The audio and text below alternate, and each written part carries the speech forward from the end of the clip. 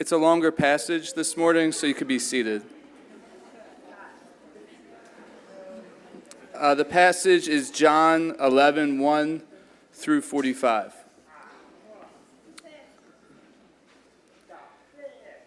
Now a certain man was ill, Lazarus of Bethany, the village of Mary and her sister Martha. It was Mary who anointed the Lord with ointment and wiped his feet with her hair, whose brother Lazarus was ill. So the sisters sent to him, saying, "Lord, he whom you love is ill." But when Jesus heard it, he said, "The illness does not lead to death. It is for the glory of God, so that the Son of God may be glorified through it." Now Jesus loved Martha and her sister and Lazarus. So when he heard that Lazarus was ill, he stayed 2 days longer in the place where he was. Then after this, he said to his disciples, "Let us go to Judea again." The disciples said to him, "Rabbi, the Jews were just now seeking to stone you, and you are going there again?" Jesus answered, "Are there not 12 hours in the day? If anyone walks in the day, he does not stumble because he sees the light of the world. But if anyone walks in the night, he stumbles because the light is not in him." After saying these things, he said to them, "Our friend Lazarus has fallen asleep, but I go to awaken him." The disciples said to him, "Lord, if he has fallen asleep, he will recover." Now Jesus had spoken of his death, but they thought that he meant taking rest in sleep. Then Jesus told them plainly, "Lazarus has died. And for your sake, I'm glad that I was not there, so that you may believe. But let us go to him." So Thomas, called the twin, said to his fellow disciples, "Let us also go, that we may die with him." Now when Jesus came, he found Lazarus had already been in the tomb for 4 days. Bethany was near Jerusalem, about 2 miles off, and many of the Jews had come to Martha and Mary to console them concerning their brother. So when Martha heard that Jesus was coming, she went and met him, but Mary remained seated in the house. Martha said to Jesus, "Lord, if you had been here, my brother would not have died. But even now I know that whatever you ask from God, God will give you." Jesus said to her, "Your brother will rise again." And Martha said to him, "I know that he will rise again in the resurrection on the last day." But Jesus said to her, "I am the resurrection and the life. Whoever believes in me, though he die, he shall live. And everyone who lives and believes in me shall never die. Do you believe this?" And she said to him, "Yes, Lord, I believe that you are Christ, the Son of God, who is coming into the world." When she had said this, she went and called her sister Mary, saying in private, "The teacher is here, and he is calling for you." And when she heard it, she rose quickly and went to him. Now Jesus had not yet come into the village, but was still in the place where Martha had met him. When the Jews who were with her in the house consoling her saw Mary rise quickly and go out, they followed her, supposing that she was going to the tomb to weep there. Now when Mary came to where Jesus was and saw him, she fell at his feet, saying to him, "Lord, if you had been here, my brother would not have died." When Jesus saw her weeping, and the Jews who had come with her also weeping, he was deeply moved in his spirit and greatly troubled. And he said, "Where have you laid him?" And they said to him, "Lord, come and see." And Jesus wept. So the Jews said, "See how he loved him." But some of them said, "Could not he who opened the eyes of the blind man also have kept him from dying?" Then Jesus, deeply moved again, came to the tomb. It was a cave, and a stone lay against it. And Jesus said, "Take away the stone." Martha, the sister of the dead man, said to him, "Lord, by this time there will be an odor, for he has been dead for 4 days." And Jesus said to her, "Did I not tell you that if you believed, you would see the glory of God?"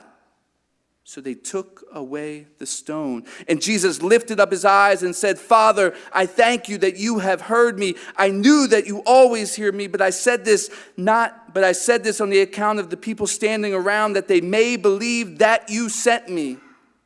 When he said these things, he cried out with a loud voice, Lazarus, come out. And the man who had died came out, his hands and his feet bound with linen strips, and his face wrapped with a cloth. And Jesus said to them, unbind him and let him go. Many of the Jews, therefore, who had come with Mary and who had seen what he did, believed in him. And this is the word of the Lord.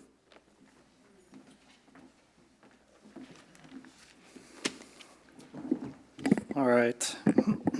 So we've been following the lectionary as we've been moving through Epiphany and now Lent. Right, and every now and then the lectionary gives us a lengthy passage like we have here today, and it's not just even a lengthy passage with a rich story. And man, there is so much John packs into this. It's such a powerful passage, and there's so much in here. Really, preparation for this was just an exercise in, not going down so many roads that John just baits me with, or any of us with. So we'll see how well I did at that if we get out of here. And maybe the way to do it. So again, you think about that season of Lent, right? Lent carries certain themes that I think generally we would prefer to avoid. Like Lent starts having us wrestle with our mortality, right? Ash Wednesday, ashes to ashes and dust to dust. Or it has us wrestle with, just the physical weakness of the flesh. Like you take away something that we desire, you think that we need, and right, the body feels weak, it falls apart, not to mention spiritually we sort of, stuff comes to the surface and we don't like to deal with that. And if you think about that, like that, in many ways, like that's just how we, nowadays, it feels like we go at life. Well, if you're a young person here, or if you can remember back to your younger days, when you thought you were indestructible, and you just really had no reason to ever think about your mortality or what might come if you make stupid choices in life, right? Right, we don't like to think of weakness and illness like we have become quite skilled at just deflecting or distracting ourselves from any feelings of weakness or shame, or we know how to manage pain well so that we don't have to deal with that stuff. Like I even think sometimes there's a weirdness when you go to funerals, because sometimes funerals seem to me almost like an exercise in trying to get around so that we don't actually have to deal with and square up with this massive elephant in the room, and that is this horrible intrusion of death, right? So we avoid, we distract until we can't anymore, right? Until in some way, we come face to face with, as we heard said even already today, like the broken world as it is, and in some unavoidable way, like we feel the sting, the weakness, all of that. Whether it's you're turning on your news feed or the news or whatever it is, and as you're watching suffering and violence and warfare, whatever it is, just like something strikes you deep. Or maybe, I know for a good number of us in the room here, you don't have to turn on news feeds to feel that. Some of you are walking through scary diagnoses and tiring treatments and uncertainty of what lies ahead. Or if you're not walking through it, you know somebody who is, or somebody who has, right? And to watch somebody suffer and to have to deal with the brokenness and the wretchedness of life in that way, like that just has an ability to stab at some of the deepest part. Like we know this. I know there's people in the room who are grieving for the Burroughs family, right? Adam and Amy, sons and daughter and son-in-law of Dennis and Lois Dragon, longtime members of Grace Church, and some of you were worshiping with them in other contexts, and man, you grieve for Amy because you wonder, man, how in the world is this woman going to carry on and to go at life now with this massive wound or this massive hole, having lost the love of her life. And how in the world is she going to go at life in that sorrow and sadness and still do the things that are before her, like to care for all of these children, young and old, with their challenges and physical, right? Because this was a family that didn't go running after and chasing after the things that so many of us, are drawn to and we run after and chase after. But instead, they opened their lives, they opened their homes, they opened their families to how many children with challenges and physical disabilities, and they spent their lives caring for them. Okay, which then begs the next question, perhaps is some of the harder questions, like, God, where in the world are you in the midst of that? Why would you call these people to this? They give their lives to it. They sacrifice and no doubt suffer along the way in the things that they have to carry and to watch and see. And now as they're in it, in your wisdom, you allow Adam to be drawn to his left. Like, where's the wisdom of that? Where are you in that? Right? And so if you've ever squared up with hardship, with suffering, sorrow, and grief, and you've had those moments where you just feel like you're just like in the sea, and the waves of emotion are just carrying you, like, and beyond your control even. And if you've had times in that where you have some real questions of God and you wrestle with him, can you see how you are in this story? Like, this story is all about that and all about you. Yes, this is a story of this incredible, miraculous event. It's the last of the 7 signs of John, or at least the first half of the book of John. But did you notice, like, that's just the very tail end? The other 40-some verses are all about really that issue, like the sorrow, the grief, the intensity of that, and this lingering question, like, Jesus, where were you? Had you been here? Did you pick up how many times? Like, it's just, if you had been here, this wouldn't have happened. Where were you? Like, that's the question the text is having us wrestle with. And maybe too, like, if, you're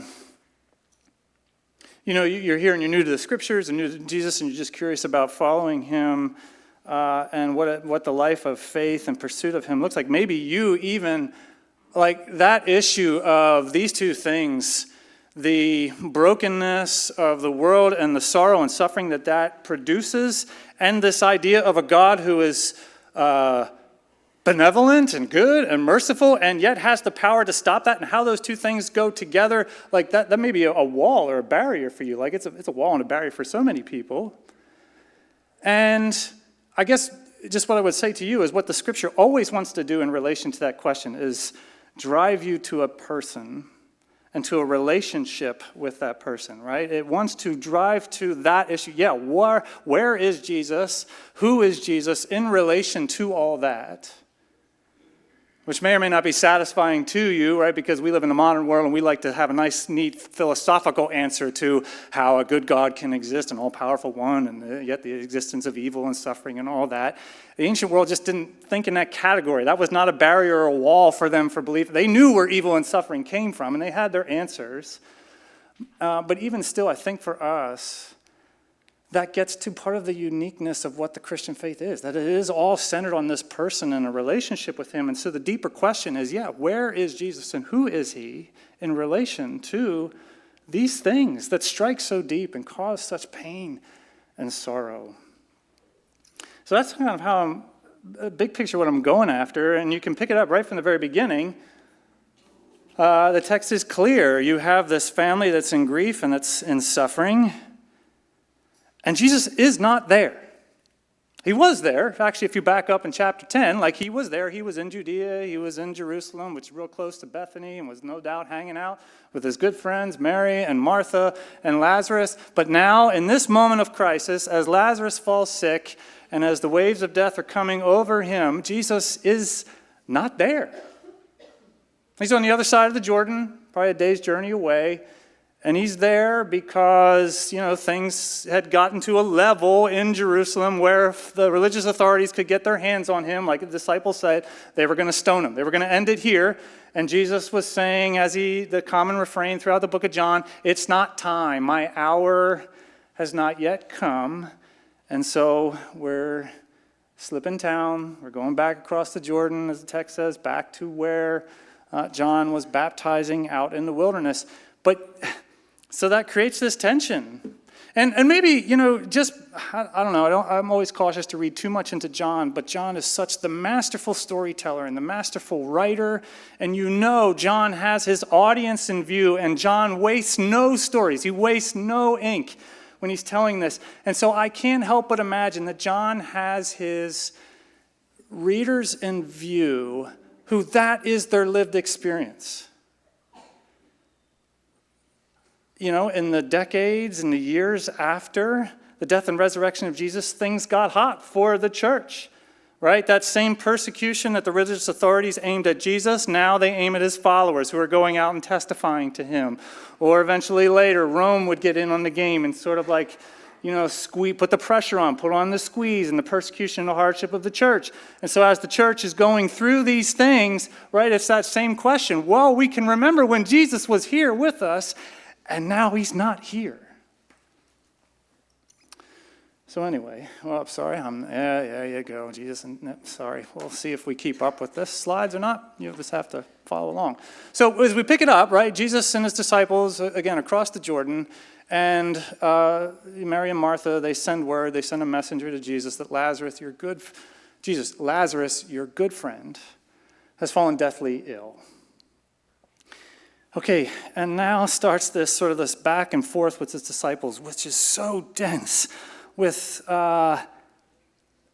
somewhat difficult things. Like, did you pick it up? Like, for instance, one thing, as Jesus is talking with his disciples, there's something of he talks about death in a kind of confusing, ambiguous way. Did you pick that up? He says in verse 4, when Jesus heard this, he says, "This illness does not lead to death." Or a little bit further down in verse 11, "Our friend Lazarus has fallen asleep." And so when the disciples respond and say, "Well, if he's fallen asleep, great, he's going to wake up. We don't need to go back there because that's where the people are going to try to get you and to stone you." And then Jesus very plainly says to them in verse 14, Jesus told them plainly, "Lazarus has died." So what is it? Is this a sickness that does not lead to death? Has he just fallen asleep or is he dead? Like, what are we dealing with here?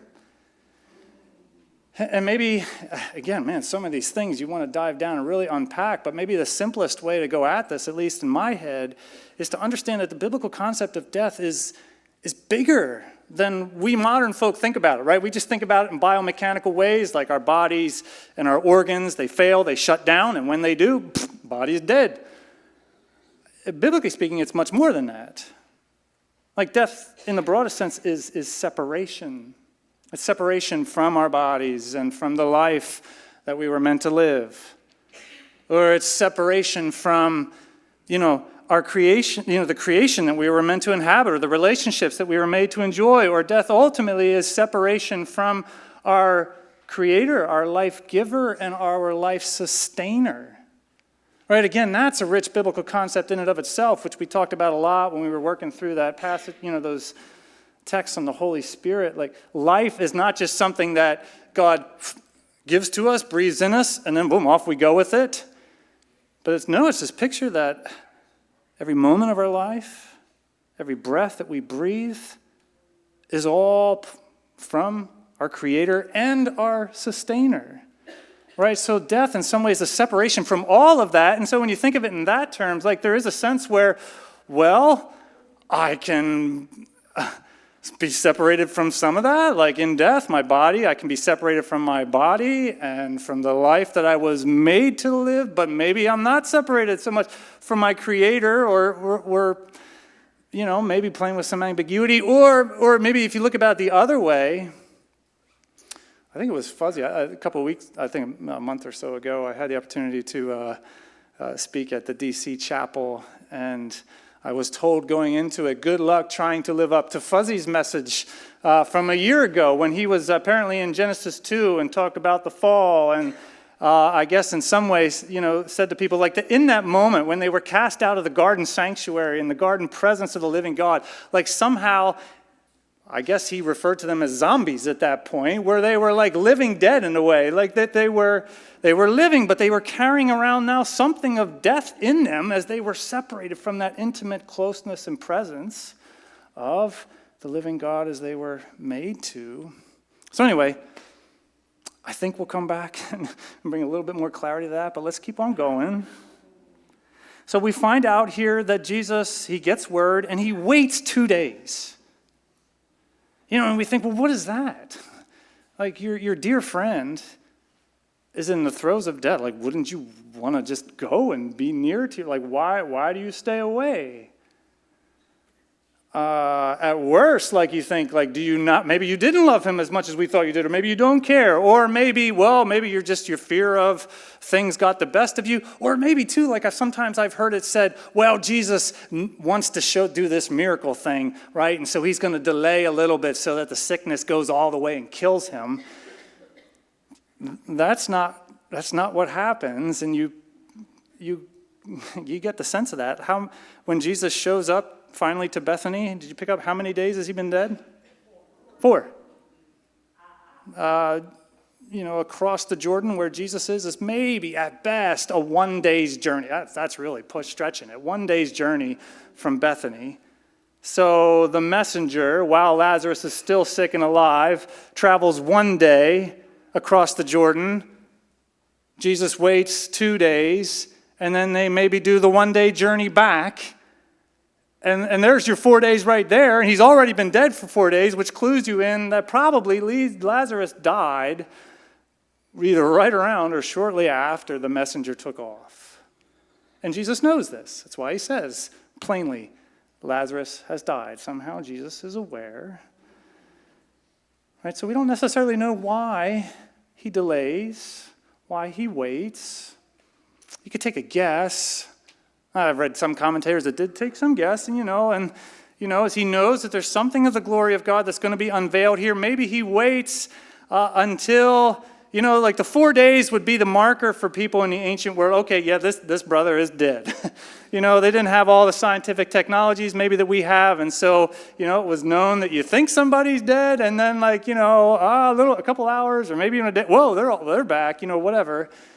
It's kind of like that Princess Bride scene where they go to the miracle worker, and there's a difference between all dead and mostly dead. That was kind of an ancient concept. So it could be that Jesus is, well, let's just wait until there's no question. This guy is all dead. I don't know. You can go there if you want to. Actually, I wonder if the little phrase that Jesus says to them, or this little quote, has something to do with it, where is it? Are there not, when they're pushing back, like, Jesus, let's not go there because the Jews are gonna try to kill you. And he says, are there not 12 hours in the day? Which is kind of like this is an agrarian society where like your whole life is rooted in what you can cultivate out of your grounds and out of your fields. And you had 12 hours of a day to do that, right? So it could be something here. Jesus is saying, look, there's work to be done. We've only got a limited time to do that. But then he also says this: if anyone walks in the day, he doesn't stumble because he sees the light of the world. But if anyone walks in the night, he stumbles because the light is not in him. Again, a tough saying that we could really unpack, but I think at its core, like Jesus is saying, hey, look, there is work to be done. We have business to do. Let me take care of the timing here. We've got 12 out, we've got a certain time of day to do it. But then here's the thing. The way that you navigate life in the safest way is you walk in the light of the world, not in the darkness. And throughout the book of John, what is the light of the world? Yes, kindergarten answer. All right, Jesus is the light of the world, right? So like he's saying to them, okay, look, there's work to be done. They're fearful about going back. Okay, we have things that we have to do. And here's the thing, guys. Yes, we go in a scary world where there's all this opposition, and we're going to face up with this other kingdom which has its own agenda. But here's always the safest place for you to be. In association with, in participation with, alongside the light of the world. Right? And then you pick it up, like Thomas seems to get it. And he says there in verse 16, so Thomas called the twin and said to his fellow disciples, let us also go so that we may die with him. Right? He is expecting what happens. We go back to Judea, but yet he gets this idea, yet nonetheless, the safest place for us to be is in the presence of the light, in association with Jesus. Okay? So much more in there. We got to keep going. So, we come now to Bethany, and we're sort of just outside of Bethany, and he starts to have these conversations. Had a conversation with the disciples. Now we're going to have a conversation with Martha. Martha's first. Martha comes out. She sees him coming off at a distance. She leaves town. She runs to Jesus, and there's the line, Jesus, if you had been here, my brother wouldn't have died. Which again, she knows when her brother died and when the messenger left. Like, this is not Jesus. So what took you so long if you had been here 2 days early? No, he's been dead and gone for 4 days. This is just this natural cry, right? Because she knows who Jesus is. She's walked with him. She's seen the things that he's done. She's seen him restore sight to the blind, like it says later on. Or raise Jairus' daughter, like earlier. Like, she's been there along the way, so she knows that if Jesus is there, he has this power over the brokenness and the darkness and the suffering. And so it's just a simple cry. Jesus, if you had been here, this wouldn't have happened.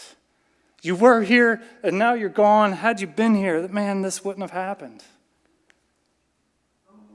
It's the cry of God's people down through the ages. Right? David, my God, why have you forsaken me? Why are you so far from helping me? Why are you so far from my groaning all day long? And he pleads with him, be not far from me. Trouble all around. And there's no one else. Only you can bring any sort of restoration. Be not far from me. That's the cry. And so here's Martha. If you had been here, right? Or you can imagine this again off the lips of God's people, the early church, in their hardship and suffering, as they're watching people hauled off into prison, as they're losing loved ones, as they're experiencing this persecution and hardship. We know somehow, if Jesus was here, this would not be happening. Where are you? Why are you not here? And I guess what I want to highlight, this gives a certain credence or legitimacy to our own wrestling with God in those moments. Dare we ever think that it is illegitimate to ever question God or ever to push back? Like, why aren't you here? Where are you? Why are you so far from saving and from restoring? Like, on the one hand, that Jesus puts that line in his prayer book for his people to pray. Like, that's God saying to his people, when you come into my presence and you sing and you pray, I don't want just happy, feel-good praise songs all the time, because that's not going to be your experience at sometimes. Your experience sometimes, you're going to feel my physical absence in a pointed and a hard way. And an honest faith was going to wrestle with that and cry out, why and where? Far from a lapse in faith here with Martha, I would say this is a cry of faith. It is a cry that says, had you been here, this would not have happened. So why not? Why are you not here? And so Jesus responds, and powerful lines. It's really maybe at the heart and the core of this. He says, your brother will rise again. And Martha says to him, any good Jewish woman who knows her scriptures, especially some of the prophets, and even some of the material after, in the intertestamental period, she knows, yes, I know, verse 24, that he will rise again in the resurrection on the last day. And Jesus said to her, I am. There's one of those I am statements. It also shows up in John. I am the resurrection and the life. And notice what he doesn't say. He doesn't say, I give resurrection and life. He says, no, I am resurrection and life. Right? As if to say that whatever our experience of resurrection and genuine life is going to be, it is not going to be as a gift from Jesus from a distance, but it is going to be in association, in participation with him. Right? So he goes on to say, Whoever believes in me, though he die, yet shall he live. And everyone who lives and believes in me shall never die. Here again, he's playing with that death concept here. There's an ambiguity to death that somehow, even in this death-ridden world, as we walk through the valley of shadow of death and maybe even enter into death, still somehow, if there's this association and participation with Jesus, the resurrection and the life, in some way, we become participants in his life and victory over death. Hasn't this been the whole theme of the book of John? We've touched on it just a little bit, like when Jesus is having that conversation with Nicodemus. Nicodemus, you got to be born again, brother. You got to have new life in you all over again so that you can see the kingdom. And then that key, right, that verse that we all know, John 3:16, God so loved the world, he gave his only son. Whoever believes in him would not ultimately perish, but even now start to have life that is everlasting and eternal, that is different. Isn't that exactly what he said when he was with the woman in Samaria around the well? You come here, you pull this water up and you get thirsty. I'm offering you water. I'm offering you life that when you take of it and you taste it and you'll never thirst again in the same way. It's a whole new life. It's a whole new entrance into this whole new life in some way. Right? You could argue that this, I think when John, draws out, when Jesus is saying, do you believe this? This is really getting to the heart of what the whole book is about. Whether it's those conversations early on in John, or whether it's going to be where this goes in the very next chapter, where Jesus is going to come back. He's got his triumphal entry, chapter 12, into Jerusalem, and then chapters 13, 14, 15, 16, 17, or what? It's Jesus in the upper room. And he's having this conversation with his disciples as he's breaking bread with them and washing their feet. And he's preparing them for when he goes away and is not present. And what's at the heart of that is him constantly saying, guys, this is what's going to need to happen. You need to abide in me if you want to bear fruit. Right? He'll say, you need to abide in me, you need to abide in my love, and you abide in my love by keeping my commandments. And what is my commandment? That you love one another the way I have loved you. And if you abide in me and abide in my love and you keep my commandments, my Father and I will make our home with you. And he starts to talk about now this Spirit whom he's going to pour out and send to be with his disciples and with his followers, right? And that's the whole crux of it. If you want to bear fruit, if you want to have a life that actually bears fruit and isn't just this dead branch that's been lopped off the vine, you have to abide in me by my Spirit. That's why we took, a couple months over the summer last year to unpack this gift of the Spirit, or why we spent a couple months in the fall asking that question, what does it actually mean to walk with and to abide with the Spirit, because they're in his life. Or even think of that scene after the resurrection when Jesus is in the garden and Mary of Magdala is there. And she comes, and when she realizes who it is, she comes and she grabs him. And what does Jesus say to him? Almost seems cold and abrupt. He says, Mary, don't cling to me yet, because I haven't ascended to my Father. And that's not him saying, he's not one of those, germaphobe, OCD, right? It's him saying, no, Mary, you don't understand. There's an even better experience of me and my presence and my power yet to come. And I have to first ascend to my Father. And as I've been throned at the right hand of the Father, then I pour out this gift of the Spirit. And then, you will know that living water. And then you will know this new life that tastes something of everlasting. And then you will know what it is, even in the here and now, to begin to experience victory over even death itself. Again, so much packed into this one line, this whole story, but we got to keep going. So again, now he moves further, comes into the city, and he talks to Mary, who's on the ground, and the people around him, and Mary, again, Mary too, Lord, if you had been here, do you see that this is the central issue and the central question? Jesus, had you been here, had you not left, this wouldn't have happened.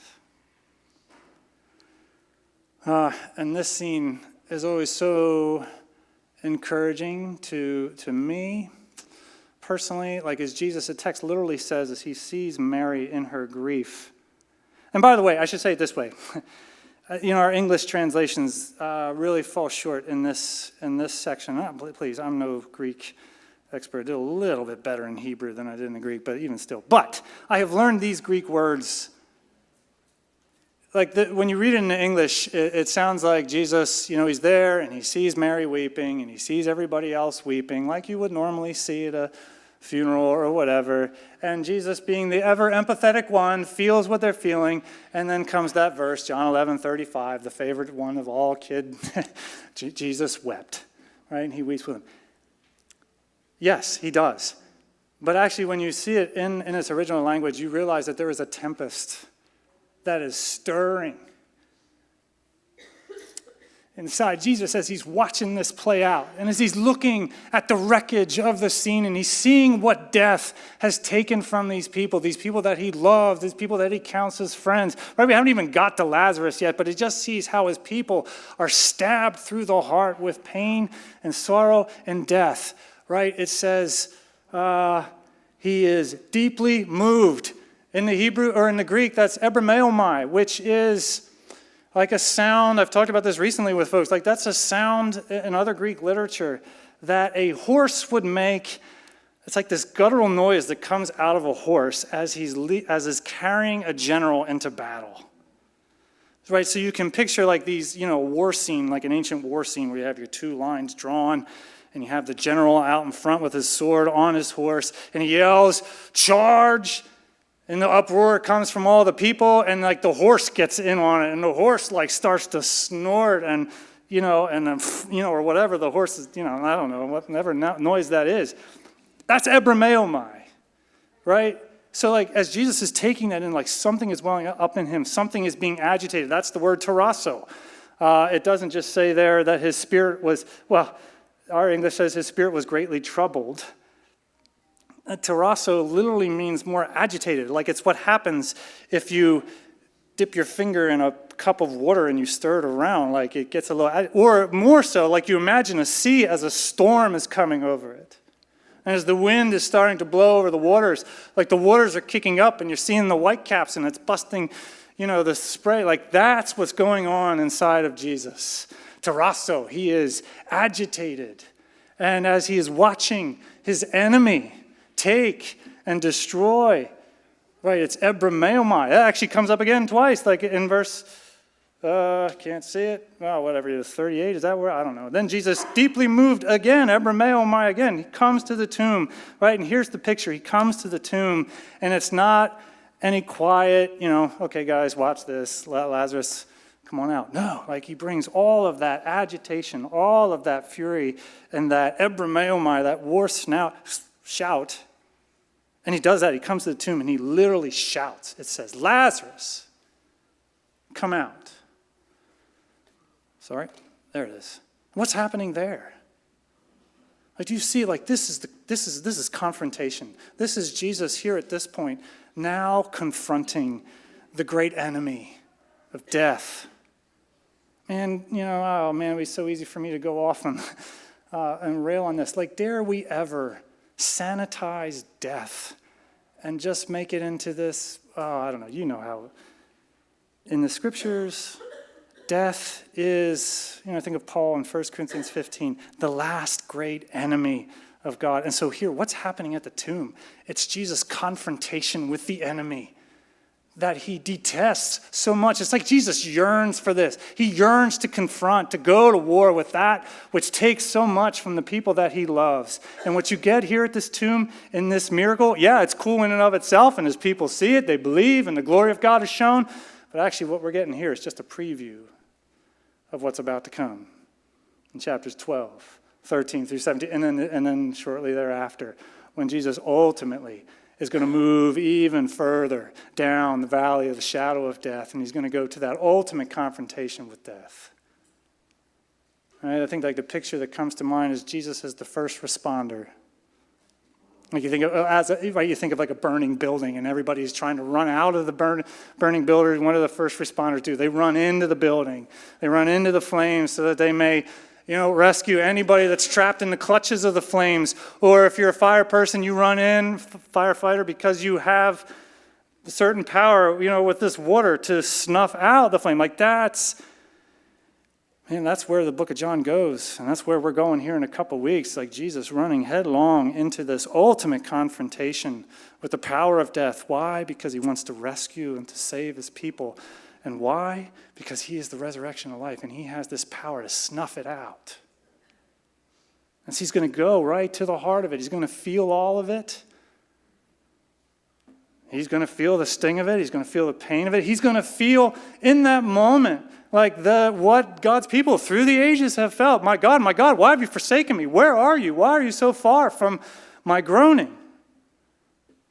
And the power of death does its worst and sucks him down into the grave, like somehow in that and within from the depths of the tomb, like he's going to work his power that's ultimately going to snuff that power right out, so that as he comes out of the tomb, now he has all power and authority to cry out to every tomb, come out, to name you by name, to name his people, to come out. And one day, I'm jumping ahead in the story. We haven't even gotten to Easter yet. I feel like we'll get there, but that's where this is going. That's the hope that he is wrestling out of that grave. And so look, we could, maybe we'll just kind of come back here as we bring it to a close. Like, okay, so what? So there's the story. Hopefully it makes some sense as I've just sort of like plowed through all of these really rich and deep themes. Hopefully you can feel the tension. You can feel it off the lips of Mary, off the lips of Martha. Hopefully you feel the tension in the disciples having to go back into harm's way. And maybe hopefully you can put yourself in the mindset of the readers of John who are facing it. And the powers of hell and death are starting to do their worst. And Jesus was here, but now he's not. Like, what are we doing here? And maybe you yourself, right, as you feel those stings, and you feel that stabbing deep in the, as you watch others or you go through it yourself, and you wrestle. And you wonder, like, how do I stand? How do I get up and keep going? Or how do I, not even just stand and get up and keep going, but go at the mission he's called? Like, how does Amy, like, get up and, like, go at this immense mission and calling now that she still has to fulfill? Like, how does any of us do that?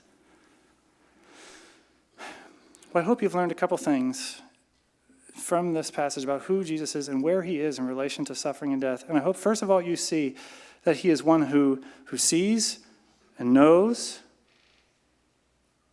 and who feels deeply and who cares, right? He's not one who, even though he is far off, man, you see this so many times in the Gospels, yet when Jesus is removed from his disciples, yet he sees them. Like I'm thinking of when, the disciples are out battling the storm on the Sea of Galilee, and Jesus has withdrawn a little bit to go and pray, yet somehow he sees them and he knows, and he is drawn to them. Right? Or even here, as Lazarus is in the throes of death and sickness, Jesus somehow he knows and he sees. Right? And he's one who cares deeply.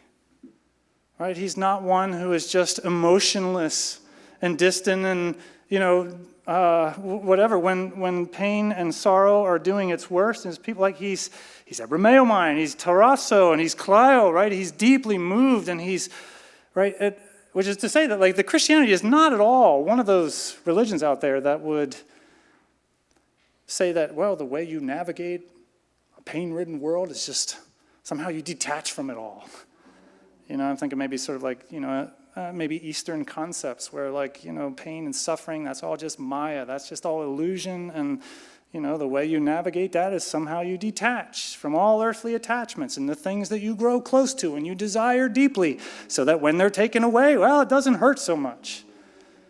No, like Christianity says, no, we know in our bones that we were made for life in these bodies and in this world. We were made for relationships with one another. We were made for relationships with our Creator. And when death separates and takes that, man, there is something deeply disturbing about that. We know in our bones that's not the way it's supposed to be. I would think even a hyper-materialistic, scientific worldview for just, biochemicals and, emotion or whatever. At best, we just have survival instincts that try to avoid death because it's survival of the fittest and it's better to survive than not to. But when death comes, like you see in the animal kingdom, well, they just keep on going, whatever. There just seems like no, like emotional attachment to it. But like the human creature is different. When death does its things, like we're left in this wake of, sadness and despair. And like all of this, it gives legitimacy to that. Like that's what it is. And Jesus sees and he cares. He moves towards us in that. And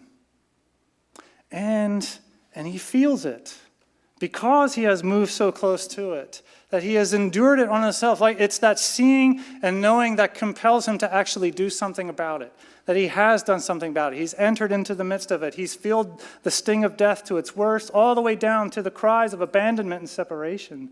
So he sees, he feels, he knows. He's a compassionate one. So we cling to that compassion of Jesus in those moments. We cling to the compassion of Jesus when we feel, man, the sting of death making us even weak in faith. And when we falter and we fall short, we cling to the compassion of Jesus who sees us in those moments and desires to be near and alongside us. We cling to the hope that action of Jesus has produced, right? That there is a day coming when he will cry out to every tomb of his beloved and call them forth to resurrection life into the full, where pain and sorrow, sickness and death are felt and feared no more, to quote a great old hymn.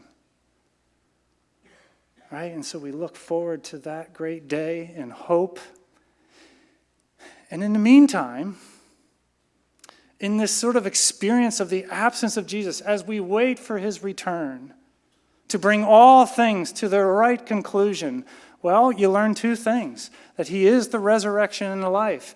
And so even as we wait, there is some sense that to be near to him, to abide in him, to draw life from his Spirit is even in some way right now to experience that power and that life that is everlasting.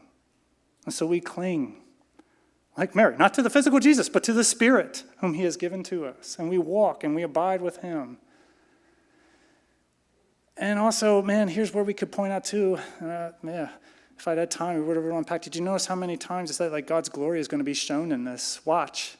Do you believe? It's going to be shown. Which is not Jesus saying that God is orchestrating this death and this wreckage and this upheaval so that he may display his glory. No, it's to say that when that death and that wreckage and that upheaval comes, yet God can enter into that and bring glory and life out of it. So it's to say that God can take the worst of your suffering, the worst of your hardship, and still draw a depth of meaning from it as you walk with him and rely on him and let him lead. So you cling to the compassion. You cling to the hope. You cling to the power and the victory right now, and you cling to the meaning that can be there as I live my life in hot pursuit of the glory of God. And and maybe that's where we'll close it up, right? Because we're not aiming after a life that just has some sort of reservoir of strength when suffering comes. We're aiming at a life that still flourishes and still can move back into those death-ridden places and be instruments of life, because somehow, right now, death has lost something, some power over me.